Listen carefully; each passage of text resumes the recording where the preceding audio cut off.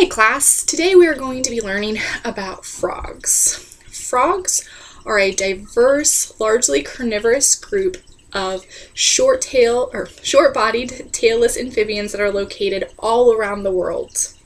In fact, there are almost 5,000 species of frogs alive today, and the first species of frog has been traced back until about 265 million years ago. Now, the sad thing is that almost 1/3 of the frogs alive today, or the species of frogs alive today, are facing extinction. And in fact, over 120 different species of frogs has become extinct since the 1980s.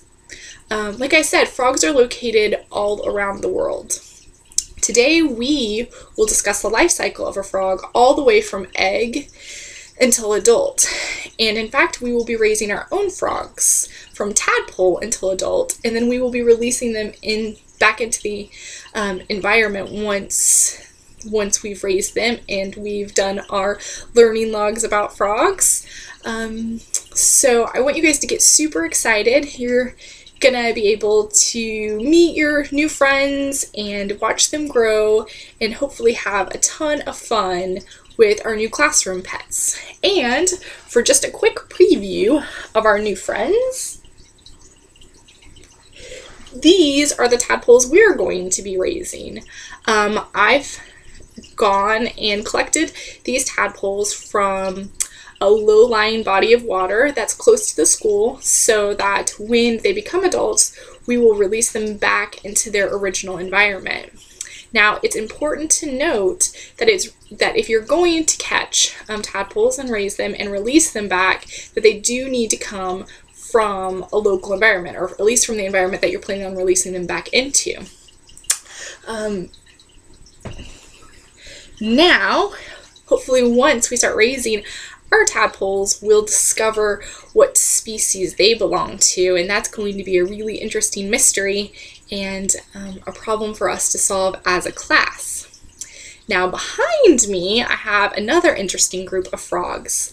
The frogs behind me are called African clawed frogs, and these are actually the albino African clawed frogs. Now, hopefully you can see them. They're not the blackfish, but these little white frogs that are located here. There's actually 3 of them. I don't know, with the reflection, it's kind of hard to see, but they're back there.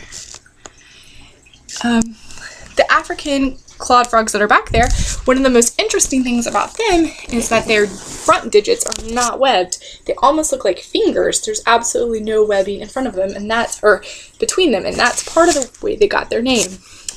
Now, like I said, when you decide that you're going to raise an animal, it is important that if you're planning on releasing it back into the environment, that it goes back to its original environment. Because in fact, the African clawed frogs, and not necessarily the albino variety, but the rest of them are considered a pest in many parts of the world. So if we were to release these back into the wild, there's no telling what kind of impact they would have on the rest of the animals, which is really interesting. And that will be one of the inquiry lessons that we do related to frogs. I hope you guys are as excited as I am to meet our friends and see them grow and learn about all of the different aspects of their life and their life cycle, and we'll learn about what they eat and where they live, and eventually we'll release our little friends back into the wild, and I'm super excited to share this with you guys. So, with no further ado, I will go get your friends and bring them into class. Like I said, I hope you guys are excited because I certainly am. Thank you.